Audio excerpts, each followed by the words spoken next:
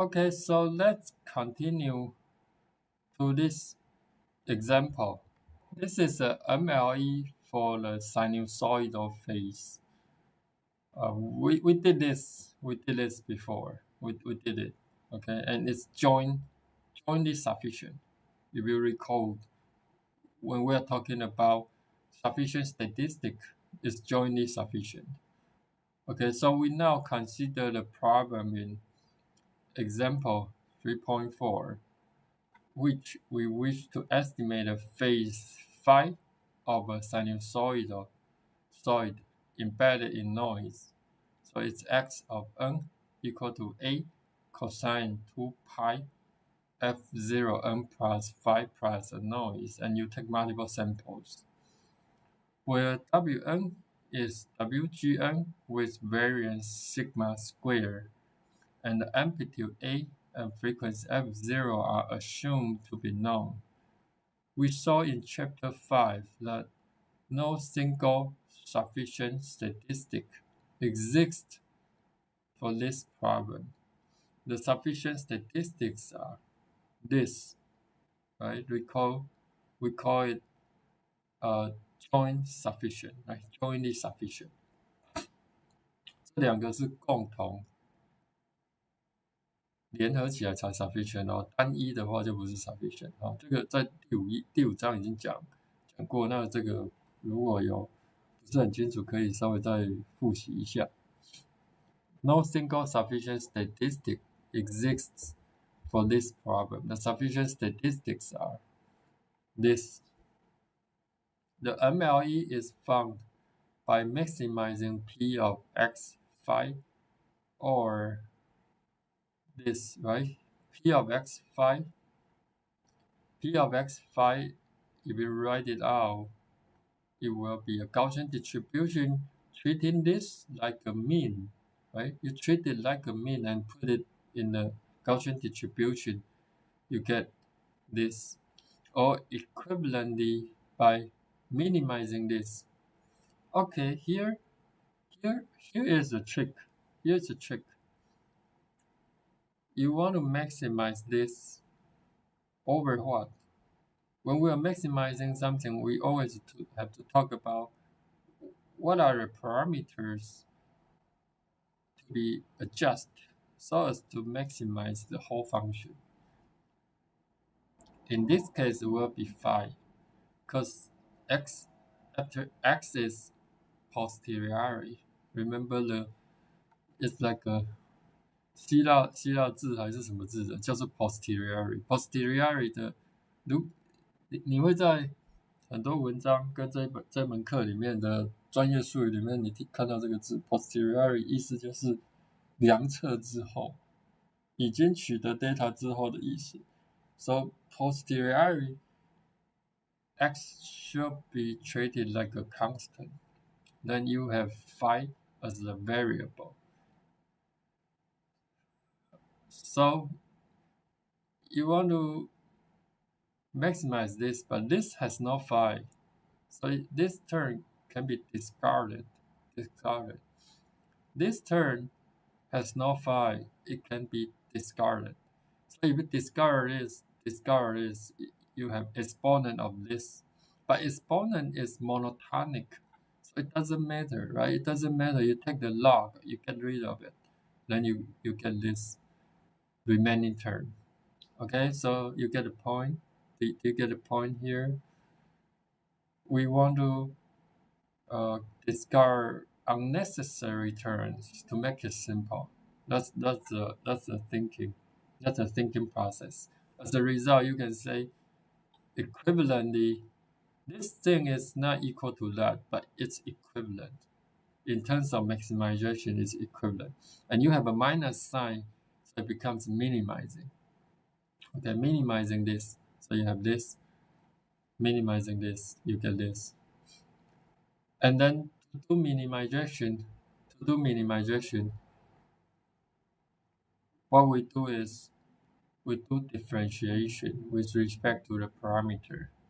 So you partial j phi partial phi equal to 2. summation of x minus cosine a cosine 2 pi of 0 n plus 5 a sine this， 所以这是一个什么？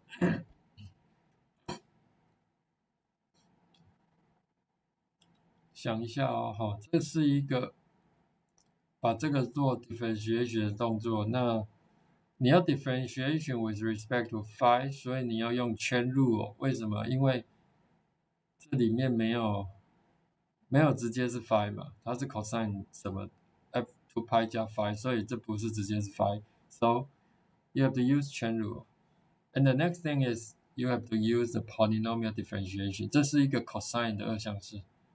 我提示一下大家，这是一个 cosine 的二项式，再加上因为 cosine of phi， 所以你没办法直接对 phi 做，所以你用 chain rule。So if you apply chain rule and also polynomial differentiation, you get this. And then we set it equal to 0. So eventually you get this is minus sign. You put this multiplied by this multiplied by that, put it at the right hand side, you get this. Cosine multiplied by a sine at the right hand side.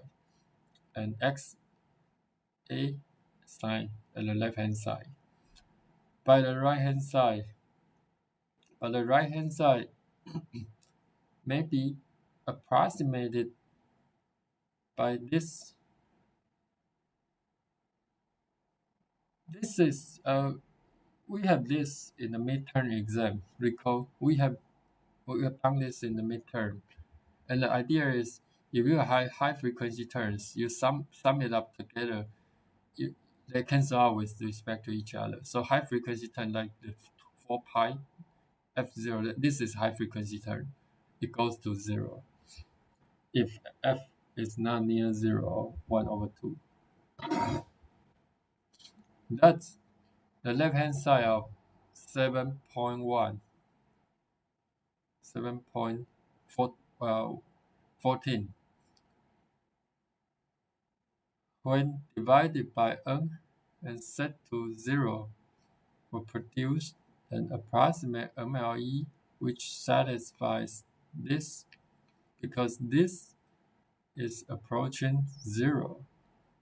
Then you get this equal to 0.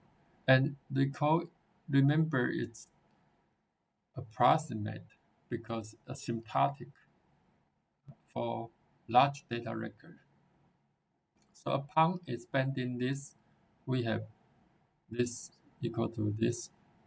Sine this plus phi hat is sine 2 pi f 0 n cosine phi hat. And that is equal to minus this. Okay, minus this. Or finally, the MLE of the face is given approximately as phi hat equal to arctangent. This is the inverse function of the tangent. Okay, inverse function of the tangent. Let me see. You have cosine here. You have sine here. Okay, so when you divide sine by cosine, okay, you put this here. You have sine phi hat divided by cosine phi hat. 这里可能要测试一下各位三角函数的熟悉度哦。三角函数 sine divided by cosine is equal to cotangent. Okay, so you have a tangent phi hat. Tangent phi hat, you put it in the right hand side, becomes arctangent. 就是 tangent 的反函数。Then you have summation x sine 2 pi f0 n divided by this minus sine x cosine all those things. Okay, that is this. It is interesting to note that MLE is a function of the sufficient statistic. How surprising it is, right? But no surprise, because we already know sufficient statistic is helping us to lose no information. We are not losing information by maintaining the sufficient statistic. So this example is a very good example. It reminds you the sufficient statistic, and you don't know what we want to do here yet, right? We don't know what we want to do with it. So we just put it there for now, and then start our calculation for maximum likelihood. Eventually, you get to the point of this function. And this function happens to be a function of sufficient statistic. And the concepts we talked about before now becomes reality in our calculation. 我们以前谈的理论到这里就变成实物上用得到的计算了。这个是一个很好的对应，就是把观念性的东西变成是我们可以理解，而且我们在计算上确实用得到，而且更加证明说 sufficient statistic 并不是一个虚无缥缈的东西，它是一个确实它把我们保留了资讯，所以我们利用它，我们没有直接把它带进来，可是你发现在导的过程里面 sufficient statistic 就出现了，就出现在 MLE 里面了。OK， so in hindsight 就是事后来看，的确真的是像一个巧合，可是事实上它不是巧合，它应该要这样，应该要这样。So in hindsight, this should not be surprising if we keep in mind the Lemon-Fisher factorization theorem. In this example, there are two sufficient statistics affecting the factorization. Like this, right? We did it before. Clearly, maximizing this is equivalent to maximizing this. Can always be chosen so that h of x larger than 0. And that's phi hat must be a function of t1 and t2. So the asymptotic PDF of the phase estimator is phi hat a equal to n phi I minus phi. Okay, so we're happy for seeing this correspondence. We're happy for that.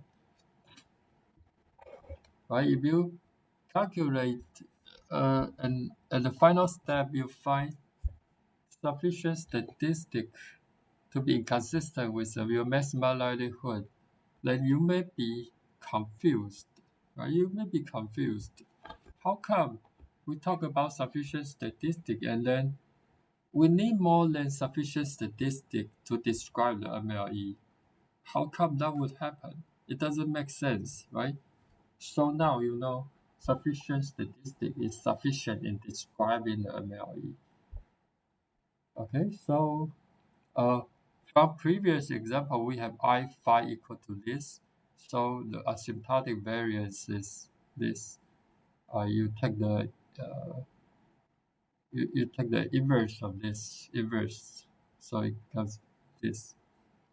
Where eta, this is Greek later, eta is equal to a squared this. So this is just a change of variable. Does not make too much surprise. Okay. So this is the SNR. Usually the DC label divided by noise variance, we call it SNR.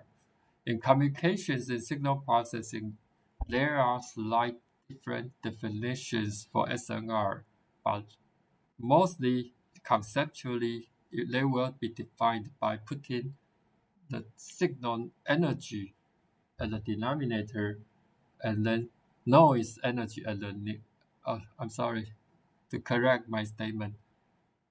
Usually SNR will be defined by putting the signal energy at the numerator and then putting the noise variance or noise power at the denominator. Conceptually, that's what we define by SNR.